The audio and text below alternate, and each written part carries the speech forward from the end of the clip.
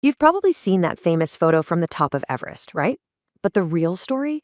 Well, it's not just about who got there first. It's about the hidden architecture behind the climb, the science, the military-grade strategy, and this incredible, unlikely partnership that did what everyone thought was impossible. So let's get into how they actually pulled it off. Well, George, we knocked the bastard off. I mean, can you get more raw and unfiltered than that? That's what Edmund Hillary said the moment he got back down.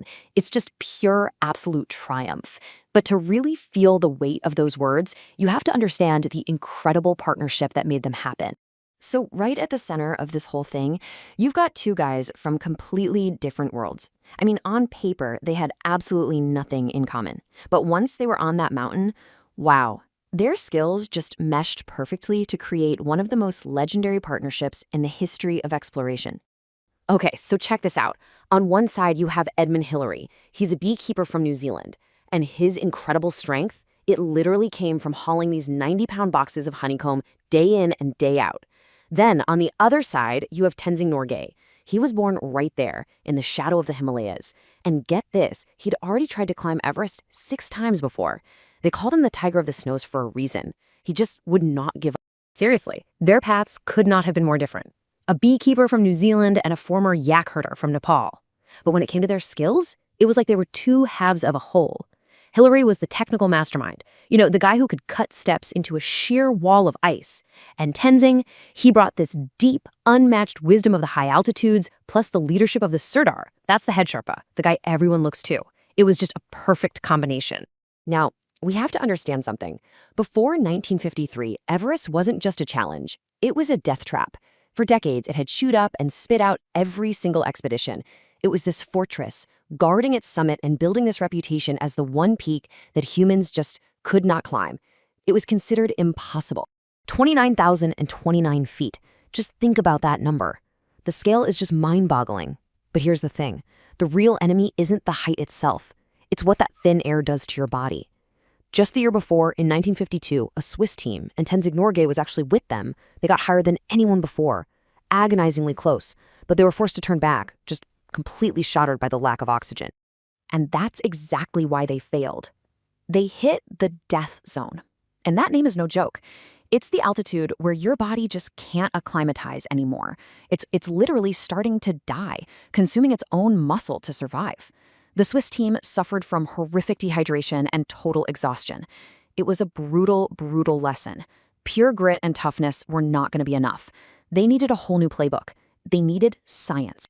And this is where the 1953 British expedition just completely changed the game. Their leader, Colonel John Hunt, ran the whole thing with military precision. But their real secret weapon? It wasn't another tough climber. It was a scientist, a physiologist named Griffith Pugh, and his research was about to unlock the whole puzzle. See, Pugh figured out they weren't just fighting the mountain. They were fighting 3 invisible enemies: dehydration, oxygen starvation, and not getting enough calories. And his solutions? They were totally revolutionary at the time.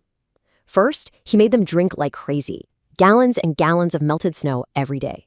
Second, he pushed for new, improved oxygen sets that were simpler and way more reliable. And third, he created a special high-calorie diet to keep their bodies fueled up in that brutal, energy-sapping cold. So, armed with all this new science, the team was finally ready to make their move. And this wasn't some mad dash for the summit. No. This was a siege. A slow, methodical, military-style assault on the mountain.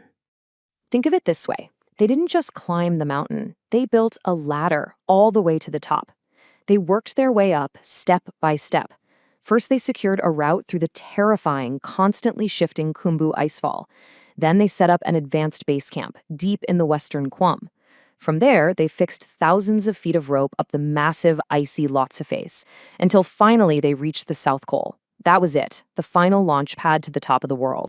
So the first assault team goes up, Tom Bourdillon and Charles Evans, and they make this absolutely heroic push. They get to the South Summit, higher than any human had ever stood before. They were just 300 vertical feet from the top, so close you could taste it, and then disaster. Their experimental oxygen set malfunctions. They had no choice but to turn back. Heartbreaking. As devastating as that was, their attempt wasn't a total failure.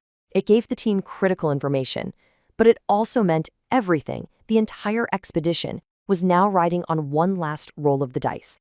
The second team, Hillary and Tenzing. The big question was, could they succeed where the first team had been forced to retreat?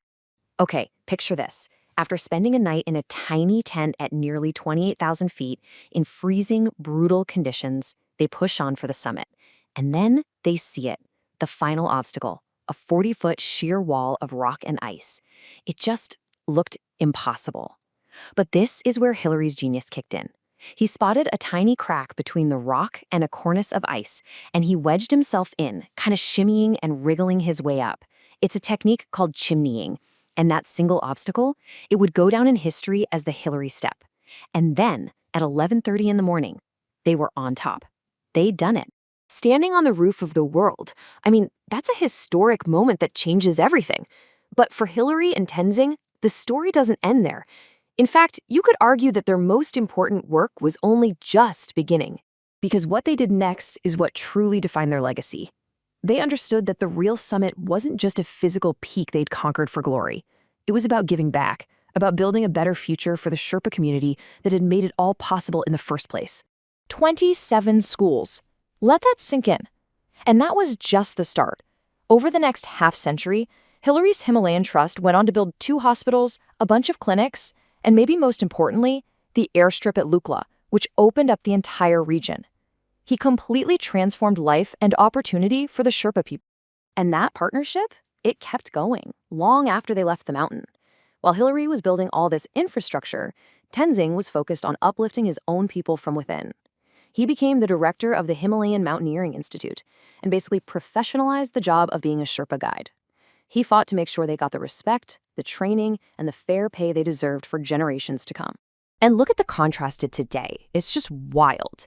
In 1953, you had 2 men standing all alone on the summit. Now, a single climbing season can see more than 800 people get to the top. You see these photos of literal traffic jams, a line of climbers snaking its way up through the death zone. The world they pioneered, it has changed in ways they probably never could have imagined. And really, that's the big question this whole story leaves us with. It forces us to ask ourselves, what is the true summit of achievement? Is it just about reaching a physical peak, something we do for ourselves? Or is it about the legacy we leave behind? The lasting, positive mark we make on the communities and the world around us? It's a powerful idea to think about.